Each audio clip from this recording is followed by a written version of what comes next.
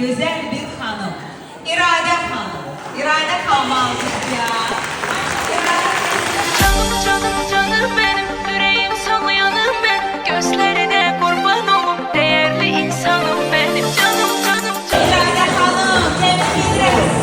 Maşallah. Canım benim, yüreğim sana yanım benim, gözlerine kurban olum, değerli insanım benim.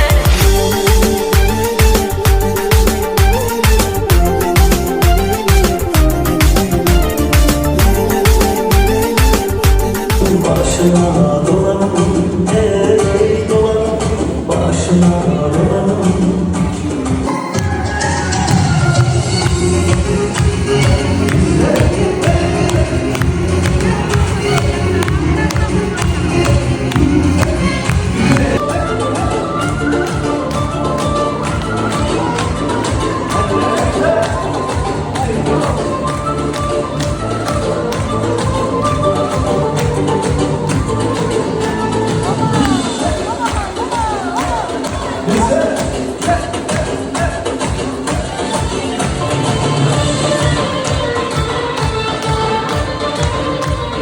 İnsan şarkılarını deyip gülmesin, insan şarkılarını deyip gülmesin.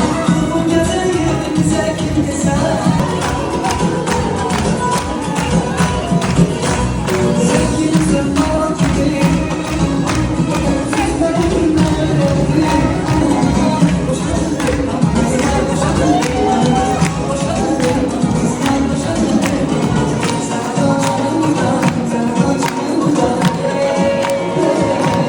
Zülmətlərin torbasını dəlməyi, şimşəktəki çaxmaq nədir, bilirsən?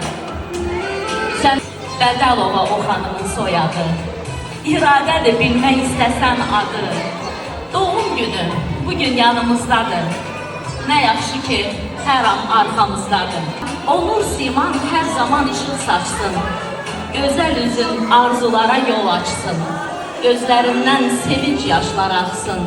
Bu arzular tükənməzdir, bilirsən? Təbrik edirəm bir daha, təşəkkür edirəm hər birinizə, var olun. Var olsun, İradə Bədəlova. Çok teşekkürler, var olasınız. Elə o şiirdən bəlli oldu ki, ürəkdən gələn sözlərdir. Sizə də təşəkkürümü bildirirəm. Gözəl günlərdə hər zaman görüşəsiniz, var olasınız.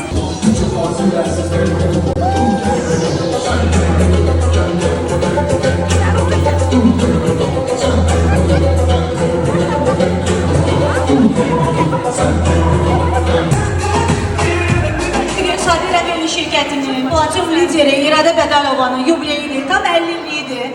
Və şirkətimizin İradə xanım üçün göndərdiyi zinnet əşyası var.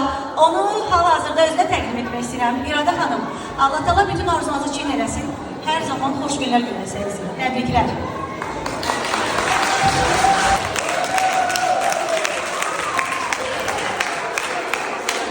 Güzel, sağlığı. Can sağlığı. Can sağlığıyla takasız, seve-seve takasız. Sağ olsun, şirkətimizin hədiyyəsi. Baktıkça boynuna gözlerinden, şiirlerden gider sevimli sen, elbette her zaman diyeceğim. Az gününüz mübarek. Gününüz mübarek.